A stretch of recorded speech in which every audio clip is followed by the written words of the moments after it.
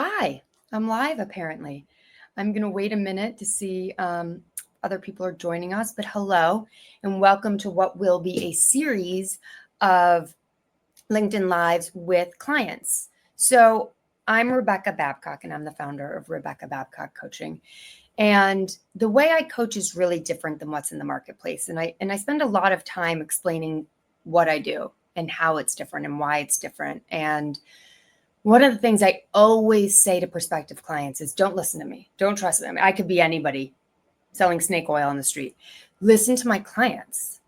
Ask any of them what their experience has been like, because they're really the best testament to my ability to be a great coach for different people in different circumstances. So 3 main quick things about Rebecca Babcock Coaching and the Babcock Method. So my story is certainly not a unique one. I graduated from college with high honors, back to New York City, got a job in magazine publishing. I really rose the ranks. I was at all the names you can think of, Vogue and GQ and Glamour, all of the places. And by the time I was 35, my career in magazine publishing had ended. My marriage had ended. I had a chronic illness that I was quite ill, and I had quit drinking. So I had a really good idea of what hadn't worked for me. Magazine world was over, my marriage was over, all these things that didn't work. And I really wanted to discover what's next for me. And I had an emergency surgery to remove my entire colon and ended up having 5 surgeries over about 2.5 years to rebuild my digestive tract. I'm actually, ironically, if I seem uncomfortable in this chat, I just am recovering. I'm about 2.5 weeks out from a surgery I just had on my foot this time, but I've got some peas over here trying to keep it calm and quiet. So I went out looking for somebody that could help me, not just professionally, but in all aspects of my life, health and wellness and relationships and career and finances and self-worth. And I really couldn't find them. So I spent about 8 years hiring different coaches, and the career coaches would help me get my career in order, but then my life would feel kind of and then my life would get right in order, but I didn't have any money to go on a trip or whatever it might be. And it always felt like a game, like sort of like I was flying the plane and building it at the same time. And at one point, I had an executive leadership coach who was helping me gun harder. I'd had all these surgeries, I'd survived. And then the other coach was saying to me, like, you need to relax. You need to chill out. You need to, build better relationships and have more of a sense of calm in your life. And I remember like it was yesterday, asking them to get on a call together and give me some connected advice that made sense. So I wasn't not listening to one if I listened to the other. And they both said, we don't do that. And it was about that time I changed careers 3 times at that point, and I still didn't know what to do, that I realized that I was going to need to take my experience of hiring about 10 different types of coaches over a decade and kind of put it all together. And that is the Babcock Method. So 3 ways that I differentiate myself as a coach. Number 1 is that my program is customized. So every person I meet with, everybody's journey is different. Everyone's different combination. I think about it like a soundboard. Everyone's different combination of career, finances, relationships, self-worth, health and wellness, sleep, meditation, breath work. It's different for everybody. So I'm certified as a career transition coach, an executive leadership coach, a trauma-informed coach, a life coach, and a relationship coach. So I'm able to bring kind of a breadth and a depth, in addition to the fact that I'm a divorcee. I have a chronic illness. I've been fired. I've quit jobs. I've had industry changes and have lived through that myself. And I'm sober. So celebrating 10 years. So I realized that combination is really important. So whenever someone comes to me, it can be customized for them. So there's no group sessions, there's no cookie cutter formulas, there's no 7 steps to loving your career and finding your purpose. The second thing is that my coaching is holistic. And that means that in addition to me, there's 9 other coaches who work with you as a client.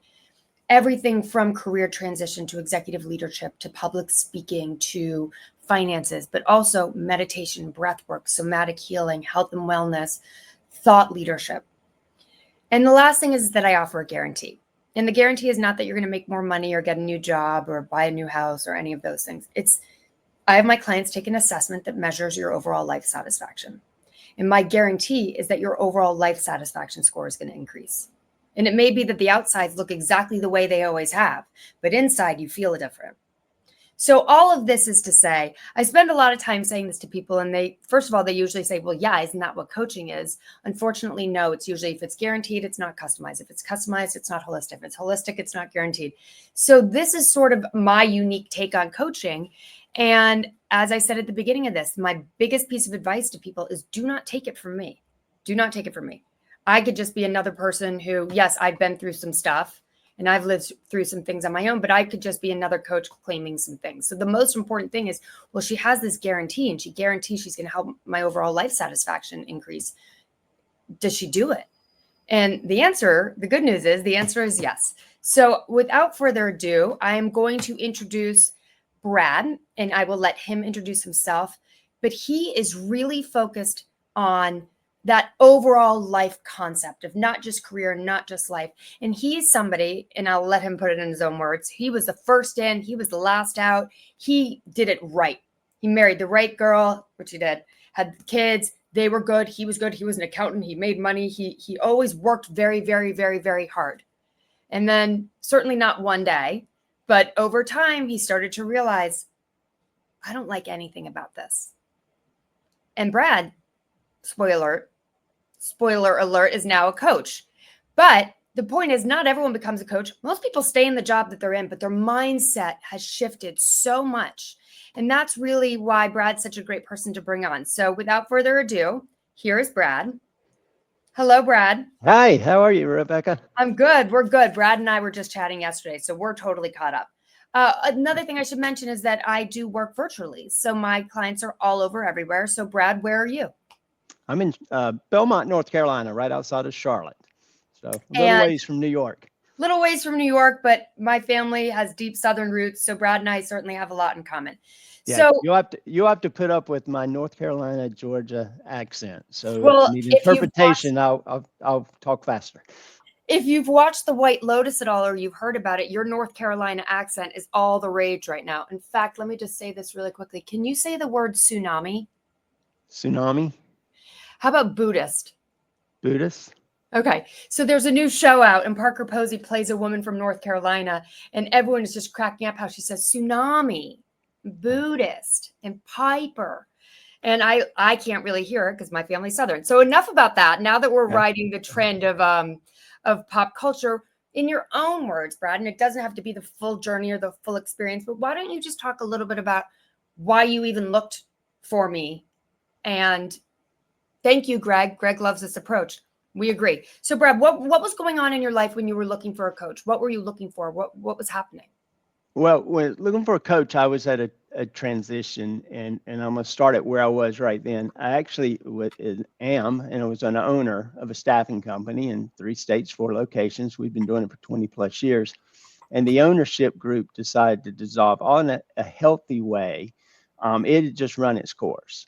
So I was at a transition. Now, back it up, for my whole career, I've been searching and trying to find kind of the why, what not only energizes but brings great joy in the work. As you mentioned, I have the kind of the work gene of coming in early, staying late. I'm working my tail off today because tomorrow's going to be the day I enjoy. And you get in that kind of on the treadmill of just running the circle, running the circle.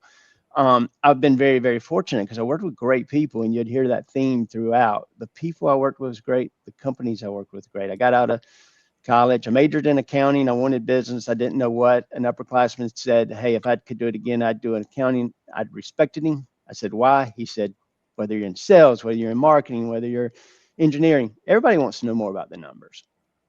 So I thought it was great advice, and it was. And I did accounting, worked for one of the largest accounting firms, EY, got my CPA, was progressing great. But I started noticing my cohorts that I'm working with that they're passionate about this stuff. And I'm like, I'm There's the not word. passionate. I'm good at it, but there's got to be more to it. And I recognize, in my opinion, I'm like, well, they're going to eventually blow by because they love it. They love it, and I'm doing it. So I strategically exited and went to a large manufacturing facility in internal audit, financial internal audit mainly. Did that several years. Great people, great company.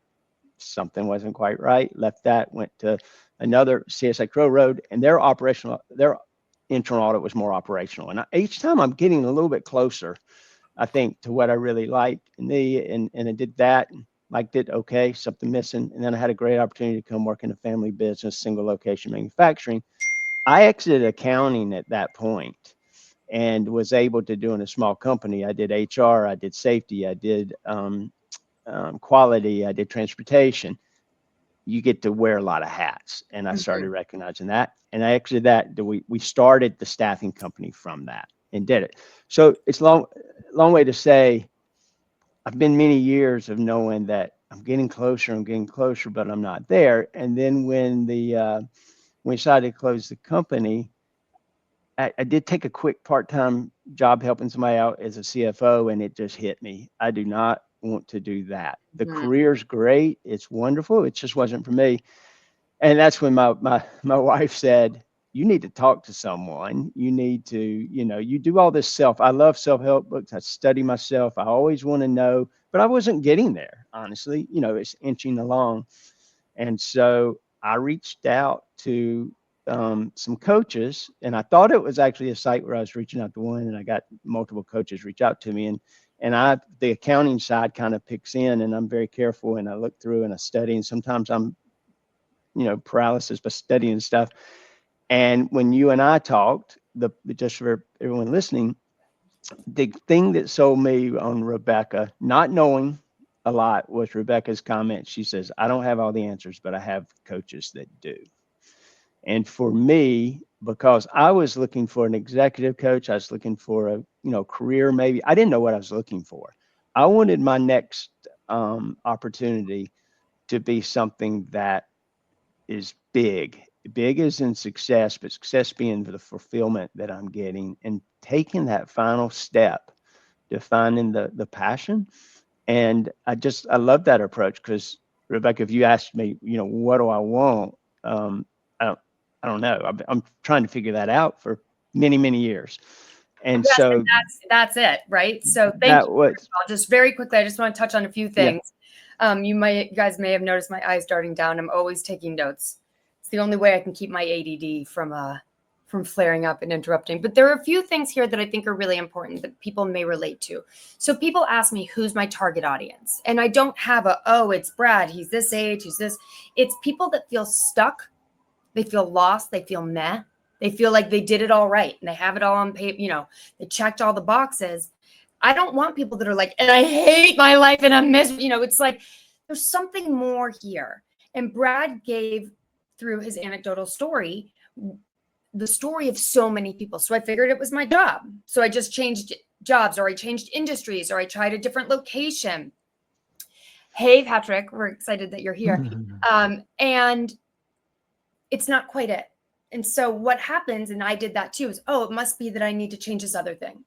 Oh, it's not the job, it's my relationship. It's this or that. People, the first thing they go to is their job because it's low hanging fruit. It's where you are all day long, every day. And Brad had a sinking suspicion for a long time that it was the career stuff. So he's not the most usual, because a lot of times people say I hate my job, but when we really look at what it is, it's not the job. So one of the things I really focus on is this idea of where our purpose lies.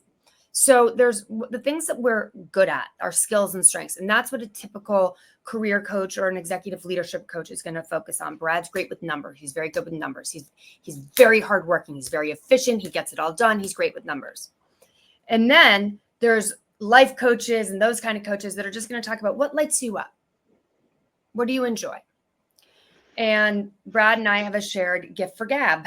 So what we enjoy is just chatting, right? But you can't make any money doing that. So what you're passionate about, hi Clay, isn't necessarily how you're going to generate revenue, but how you could generate revenue. What you're good at may not be what you like. So right in the middle of those two is your purpose, where the things that you love doing align with what you're good at in a way that can generate revenue.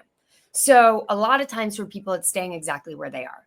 But other times it is digging in deeper. What's the common thread here? What's the theme here? And like Brad mentioned, I have 9 other coaches because I may not be the one. I always say what I'm good at is kind of taking the platter and breaking it and being like, look at all these different pieces we have to work with. But I'm not the best. Clay, who just joined, is the best. He's our thought coach at methodically and thoughtfully and lovingly creating your own roadmap and your own story. We call him our thought coach. So I learned very early on as a coach that I alone wasn't going to be able to do what I wanted to do, but that I had coaches, among them the coaches I used, that helped me get here, that when we put it all together and it's this combination, works really well. So without, giving away your life story and all the secrets, Brad, what would you say happened during your coaching journey? What were some of your ahas? Hi, JP's here too. We'll talk about the mastermind in a minute. What were the things that changed for you that you maybe weren't able to see yourself? Well, I think it's definitely the collection of the coaches, and each one's the different approach. But for me, it was the mindset of kind of that final block of what having me see me for some of the strengths, some of the interests that I'd kind of buried over all the years. Um, I struggled with understanding the impact that you can have as an individual. I had trouble as why am I not getting that, providing a paycheck for 240 employees is Mm, great value. It's a lot. And up here it's telling me, yeah, but in my heart, I'm not having the impact that I felt like I should be having. And then honestly, then the kind of doubt of well, maybe I should just keep doing what I'm doing. It is a good life. It there is we good. go. And I'll It's just not that stay in bad. it. Who am I? Yeah, it's not that bad. Who am I? I've got 2 kids. I've got a happy wife. I've got a nice home. Who am I to want to build a Right. purposeful legacy? And so it was to gather, not just to step out to be bold, but it's to strategically step out, and it's to do it with a team of coaches that are supporting you. I mean, I see Clay's on. Clay did a wonderful job where he has his magic of engineering and drawing these circles and making this work. And all of a sudden he said, now I want you to look at all this experience you've just in conversation, we've identified you have. And he's like, never think you should have made this move 20 years ago because you've developed your story to be ready to do it now. And it's just powerful, the different insights of doing it. So for me, it was awareness Mm-hmm. and it was a purpose that I needed to make this next move. The safe move, the easy move would just stay in accounting. Yep. The not so easy, safe move would be just to go get a job in corporate America for me, and use my connections to get that. The bold and exciting move and what I've been wanting to do, not knowing necessarily, for a long time, is to have the impact on individuals through coaching and career. I spent a lot of my career in staffing. So you hear, we can't find good people, we Yeah. can't keep good people. And we keep doing things the same way. And getting the right people in the right seats is just, to me, it's just the aha moment. And so, it was digging deep and finding that little extra bit that I wasn't able to uncover myself, or I would get there and I'd say, not tomorrow. I'll do it tomorrow. And just to clarify, in case anyone watching is confused, so my role is I am a coach. I am the main point coach. It's like I'm the primary care physician. But if I have a client who needs to see the podiatrist, like I just had foot surgery, or the dermatologist, I'm going to send them to the people, but they're all within the Rebecca Babcock Coaching Network. So they're all talking to each other about Brad. Brad's talking to all of them, and we're all kind of saying the same things because you never know what's going to be the person or the way that something kind of, we have a breath work coach that might just be when you stop overthinking and you're just focusing on your breathing that you come up with what's really going on. So I can No, say, but can I jump in and say, though, I will say is participating in it while you all might be talking about it is everybody brought such a unique approach that there was no end defined. I didn't feel like we know what the end is, or when we get to this, it's over. It was a journey that took its course with everybody's individual thought process, inputs, approaches, um, and very unique in that manner, I felt. absolutely. So I won't toot our own horn too much, but why don't you tell us kind of where you are now and what's going on. And I guess I should say this for Brad and I happen to be, and you'd never guess this looking at the two of us. Brad and I are incredibly similar people. We are doggedly hardworking, but we do really well if you tell us what to do. But that scary step of what is my intuition telling me? What is my heart telling me? And I sit in an interesting kind of great position when someone says to me, I think I want to leave corporate America. I think I want to leave my steady paycheck and my 401k and my health insurance and go start my own thing. I'm like, I get it. And I wasn't ready right away. I knew that's what I wanted to do, but it was like, oh, I can't, I shouldn't, I'm not allowed, I'm not well enough, I'm sick, I've got blah, blah, blah, blah, blah, blah. And everyone has that reason why. And so what Brad demonstrates is what happens when you start to listen to your bigger voice, that's your smaller voice at the beginning, and the work that we do together. And we go back and we talk about childhood and we talk about things that maybe you would think, oh, that's not coaching. To me, coaching is about what do we need to talk about to get you where you want to go. So nothing's really off limits. And it's a different journey for everybody. But what we really came to for Brad was that it was his perfectionism and his need to do it right and to do it perfectly that was keeping him from doing it. So where would you say you are now? As in wanting to do it perfect, I still want to do it perfect, but I've got a support team. I'm stepping out and taking action. And I have my coaching business now. It's focused on career coaching. I've learned the value of not being a coach for everybody. So now, you get access and in this industry, you find I may not be the right coach for everybody, but I have a tool of coaches to be able to pass it off and understand the value of that. But for me, it's working with individuals. If I can help someone get closer to their true calling occupationally, it's impacting their life, their families, everything around them. And everybody thinks, oh, but it's a career change. Not necessarily. It could just be an adjustment or it could be major. And so for me, if I can help someone get in that role sooner, in life, because some people are miserable and they stay in it. I don't feel I was that way, but if you can, the joy of getting someone there is what's so Absolutely. important to me. Absolutely. And so learning, utilizing my skills that I've over the years, my experiences, my passion to say, let's get it done. Let's dig deep. Let's have fun doing it. It's just, it's my driving point right now. So I have this coaching business and I'm loving it, Yeah. loving every bit The of it. idea of it simply being, you know what it's like to feel passionate and to not follow that. And I think there's no such thing as regret, and none of us have it, because yesterday was the best day to start something. Today is the second best, and that's how life works. And you mentioned something that I think is really important. So my undergrad degree is in human and organizational development. Then I did marketing for 15 years for magazines, and then I shifted and I did business development for eBay, and then I did ad sales for an ad tech company, and I couldn't have gotten to where I am had I not had all of those experiences, all that education, all the leadership, all the opportunities to lead others and see how others lead. It all came together. And I think that's important to anybody listening who's feeling stuck or lost or meh. We didn't reinvent the wheel here. As soon as you talk to Brad and he starts to talk to you about in high school, there was a kid who was studying abroad and came and lived with them, and he still talks to that guy all the time. The amount of mentees he has, the amount of people that come to him, young men who come to him. He just the other day mentioned to me, he caught up with somebody he hadn't spoken to a while, an old mentee, and 3 other members of that person's family, not the mentee, reached out to Brad and said, you really made a difference. Just having that simple conversation that didn't even dawn on him. So then here comes the hard part for me, for Brad, for all of us. How do I monetize this? How do I make sense of this? How do I keep my inner voice that's telling me you shouldn't do that? What are you, crazy? You're too old. You're too young. You're too this. You're too that. There's too many. You're not needed. And actually do something with it, which the power of this type of coaching, and what I really, really emphasize, is that you can watch a lecture.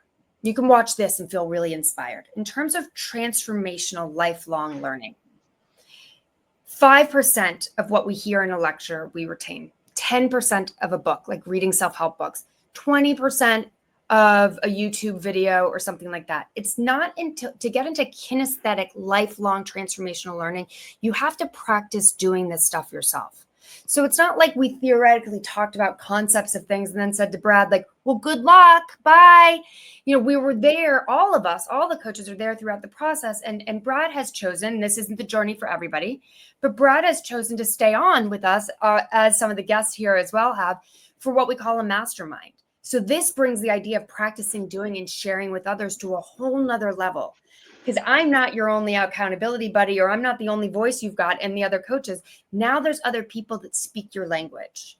And if you can speak for a second, Brad, about how, like, the continuation of this stuff, it's not just an aha moment and then goodbye. It's ongoing. We both are big meditators. You would have never found either one of us meditating before the Babcock method, I can promise you. And that's No. not me, that's Andrew, our meditation coach. But go ahead. The continuation. Yeah, well, it's a community. It's a family in the cohort. We share successes and we present challenges, and it's an open forum. The whole coaching aspect is what's attracting versus and I never really thought about coaching versus consulting, because I would have said, I'm going to be a consultant if I'm going to break it on my own. But the coaching is really, in the way I view it and the way I've experienced, is the it's coaching. You're just working with people to join the journey and to figure it out, let the individual figure it out, rather than coming in with answers. Mm-hmm. And the cohort and the followation is a continuation. And also you stay in connection with your your great team of coaches, who, when you've had your sessions with them and you work through and you've broken through a barrier and you're moving on to another step, you still stay in connection with. And it's a family. So we laugh about things, we are frustrated about things, but getting the insight of someone who has gone through a coaching, they understand the value of coaching, and you're natural coachers anyway. Mm. And so you pick up on that. And so it just multiplies exponentially the impact of how you address challenges, how you address the things that you're going through. And it's much more than just career, because you've got people in your cohort that are in the entertainment industry and in the brokerage business and in the different areas that bring such value, and it makes it fun. So it's just so valuable. And I can't take total credit, because I learned a lot of this in recovery, like the idea in the 12-step programs, that you have a sponsor that helps keep you with accountability. You have the 12 steps, which is sort of the curriculum that we work on, but then you have the fellowship. And each part of that is individually important and unique and special. So you mentioned two things, and I swear I didn't tell him to say these things, but sort of my foundational concept is that it all starts with awareness, and that we're all so busy taking action because we feel uncomfortable. I should just change jobs, where I can tell you, oh, it's this job, it's that field, it's this industry, it's that thing, or they move, or they break up, or they find a new relationship, whatever it might be, without really understanding why. Who am I? What's important to me? What's holding me back? What's my bigger purpose and vision? And that's exactly what you said. It started with awareness. And then from there, once we're aware, take all the action you want. Brad and I are action takers. You tell us to do something, jump. How high? How many times? Where do you want me to be? That's intentional, aware action. That's valuable. And then what happens when you take more action more often is that your confidence grows. And that ultimately that brings us to the top of the pyramid, which is being in choice, right? I choose my life. I choose how I react to things. I choose what brings me joy and what doesn't. I choose whether or not I'm upset if my dog has been driving me crazy lately, things like that. So somebody who's thinking about, and I really appreciate you saying this, and I don't want to pigeonhole, but I do think, especially men, my male clients, there is this feeling of, no, I shouldn't say it's just men. I think it's everybody. It's different for men and women, but for men specifically, it's like, oh, I don't need a coach. I'm fine. I don't need it. And I think that this idea of rock bottom is just as low as you want to keep digging. Like Brad could have kept doing what he was doing, but when he became aware that it wasn't working and that the things he was doing weren't fixing it, it changed. So what would you say to somebody, whether it's with me or anybody, to somebody who's considering coaching? What's the upside for you? Considering Getting a coach. bringing on a coach being a coach, or bringing a coach into their life. I think either one. Like, both of us are coaches now, right? But as somebody who once was just a guy on the internet trying to figure out how to figure something out, what have you learned through coaching that you feel like others should know? Well, two things. Saying don't climb out on the limb by yourself. If you're working with coaches, you're bringing a support team with you. But it's back to that experience. A good coach is a listener, and so they're not dictating where you're going. They're just helping you pull things out, discuss, explore, and they're with you. And you're naturally going to block things, procrastinate things. You've been doing it your whole life.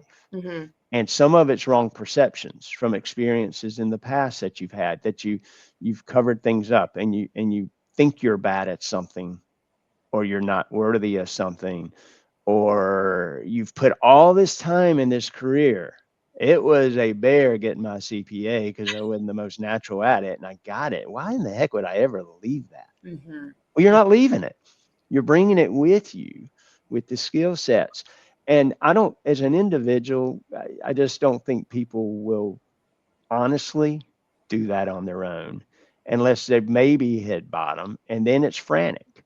Mm-hmm. So if you're at the bottom, you need to do it. But if you're not at the bottom, if you're just exploring, it's the time to do it. And you won't do it on your own if you're at that phase. I don't think you'll keep kicking it down the road to tomorrow, to the next Because day. it's not that bad. And well, who am I to complain? I have so much to be grateful for. And especially in the climate right now where jobs are feeling kind of precarious, I think the idea is this isn't about getting a new job. This is about discovering your purpose, which is where your strengths and your passions align. And it manifests itself in every relationship and every experience and everything that you're doing. So it does literally pays in dividends. Well, But thank you. Yes, go and ahead. it pushes you so much out of your comfort of where you are. Two examples you had mentioned. I had never meditated a day Exactly. in my life. Me neither. And when I saw Andrew was one of the coaches and that was part of the program you offered, I'm like, great, but it doesn't work for me. And maybe I'll fake it through it. He's very effective. And I value that time because I needed to slow down instead of just jump, jump, jump, jump, jump, jump, jump.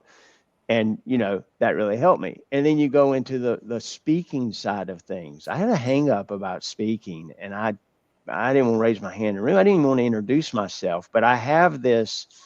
I love communication with people. I love talking. I love, but I was suppressing it so much. And through talking with coaches, through the cohorts, through Clara speak, all of a sudden you realize that I've got this. I don't mind it, or in some cases, I really like it. I think we can Um, all say you're a phenomenal speaker with a lot of things to say. So the idea that that was holding you back, thank goodness I happen to have on the team of coaches a speech coach who literally helps you to articulate the things you're passionate about. right, right. And there was some uncomfortable set. If you truly are embracing it, you're embracing it. Um, it's like it's a safe environment to embrace these things because you ask the value of coaching. It's a safe environment to do it, even when you do it out in public. You get on a call like this, or you make a bold stance if it's a career move, or you go to a boss and say I want to shift in my position. Um, it may come back. You may fall flat, but Mm-hmm. you're coming back to a family and support system Mm-hmm. that then helps you for the next step, and you're only getting better from And the taking the beautiful action. thing is there's people on this call right now that are part of that kind of community, and to watch as they kind of go down and come back up, it's a completely different level of joy and pride to see Mhm. other people who have shared when things aren't perfect, because we're all live in a world where how are you, I'm good, I'm fine, everything's Yeah. fine. To be able to actually celebrate on a real level, on a vulnerable level, allows you to create deeper connections with others. So I could talk about this all day. So could Brad. But I think, just to kind of wrap up some of the main themes here, one of them is certainly the feeling of responsibility versus, like, who am I to enjoy my life? And that I've got responsibilities to my family and to my clients and to my people, and that they don't have to be one or the other. It really is this idea of when we align what we're good at with what we enjoy. I always say people, in theory, can make a lot of money in finance, let's say. Me, I am terrible with math and numbers. And while a person could make millions, that wouldn't be me. So once I realized, oh, there's industries that make a lot of money, but if that's not what I'm great at and I don't enjoy it, it doesn't matter. And what do I love? What have I been doing forever? How many people have I talked to about, inflammatory bowel disease or being sober or career transitions or all these things? I was doing it all along. I just thought, oh no, that's what I do for fun. And over here is what I do to generate income. And when you start to really look for anybody out there, whether you're hiring a coach or not, if you start to look at where is the crossover, because I could say I love ballet, and I do. I'm terrible at ballet. I mean, I just had a major foot sore. I'm terrible at ballet. So any coach who said, just follow your bliss, just do what you love, there needs to be an ability to understand where skill and passion come together. And once you realize that, it's sort of the sky's the limit. And another thing, Brad, that you mentioned that I think is really important to sort of finish off with also is that hard work alone doesn't guarantee fulfillment. Self-awareness and then appropriate aligned action do. And that's where a coach can be really helpful, because I was hopping as hard as I could on my left foot. No one was trying harder to figure out their purpose and calling than me, but I was only using my left foot, and I didn't know until someone else came along. And for me, it wasn't necessarily the career coach. For me, meditation was a huge thing for me. My mind is running so quickly that I just needed to slow my own thoughts down, and they were all right there. But it's different for everybody. So, Brad, some final words from you on just the process, the journey, your own experience now as a coach. Where can people get in touch with you? Obviously, LinkedIn is a fertile playing ground for all of us to connect. Any last words, advice, thoughts, comments from you? Well, I would just say that there's such value in who you surround yourself with, the team of people, and you get to choose that. And coaching is a way to bring in the pieces that you don't naturally have filled in. Sometimes the worst are the people that know you too well and care too much about you, because they've helped shape you to have the thoughts all in good intentions. And to bring in a true coach is going to be neutral. They're going to be supportive. Rebecca's pretty good at kicking to get you going. That's what I needed at times. With love. Yeah, with love. And so it's just, why not? It's such an easy tool, and it's so rewarding that, I think it's just, for me, I mentioned this to Rebecca at one point, and I said, for me, I will forever always have some form of a coach. It doesn't matter the success. It doesn't matter what phase. It's a mentorship. It's a coach. And so, it's fun. You get the most out of it. And so I would just say, for those that aren't, look into coaching. I mean, look into having a coach. Look into doing it, even when things are going great, because it can always be a little better. There can be a different perspective. And the coaching does allow a neutral, supportive, independent mind, because at the end of the day, I'll be careful, because there are coaches that like place you in jobs and they're different things. But in this level of it, it's not, there's no out, the end game is what the individual wants it to be. Right. And it's getting there. So, I'll forever have a coach. And I think And I have a coach. I have many of them. Most of them are part of the Rebecca Babcock coaching team. Yes, every coach should have a coach. Every teacher should have a teacher. Brad, thank you so much. Congratulations again on the starting of your own coaching endeavor. And I think that, really, if you're wondering, what should I be doing? Bigger picture with life, certainly come see me. But as it relates maybe to just like, what should my career, what steps should I be at? And one of the things Brad's phenomenal with is that mentoring of younger people. So if you have a kid, if you have a term that some people don't love, I think it's great, is sort of a failure to launch. Someone in the early 20s, it's like, I don't know, what should I do? Where should I go? Brad's perfect for that. And thank you for being here. Thank you for sharing authentically. And thank you for everyone who attended. And everyone go find Brad. Let me make sure, we should give you a last name. Why don't you say and spell your last name? So it's Brad Kimbirl. The spelling is didn't matter until we got internet and emails and all. It's Kimbirl. I love to have a conversation. Just if you have any thoughts on your career and the direction of small steps, big steps, large steps, if you know of anybody, certainly we all know people that aren't completely satisfied in it. I would love just to have a conversation to see. It's important to have a great match of the comfort and doing there. So I don't approach it as in, I want you as a client. I Yeah, want you as a companion to see if it's a good match, and then we grow and we go from there. So exactly. look forward to working with all of you. Absolutely. And you can find both of us. Both of us would be more than happy to chat with you for free and just see if we can help. And if we can, great. And if we can't, we probably know someone else who can. So, Yep. in general, thank you, everybody. Thank you, Brad. Such a blessing to be able to do this and actually be the Oh, ones on the other side of it that are brave enough to say, no, I want to do what I really love. I want to find my purpose. So, yes. thank you, Absolutely. everybody. Thank you. And we will talk soon. Everybody take care. I'm going to stay on for one more second and just share, if I can. I'm always still learning this stuff. A little bit of a visual of what I was talking about. So let's see if I can do this. Bear with me, everybody. Technology is, yes, got it. Okay. So just to quickly kind of speak to what we're talking about here. This is what we were saying. It begins with awareness. And then once you're aware, you can take action. And that action is what builds your confidence. You don't wait until you're confident to take the action. You've got to take it first. And then you're like, it's working, which brings you to this place of choice. And this was the diagram that we spoke about a lot.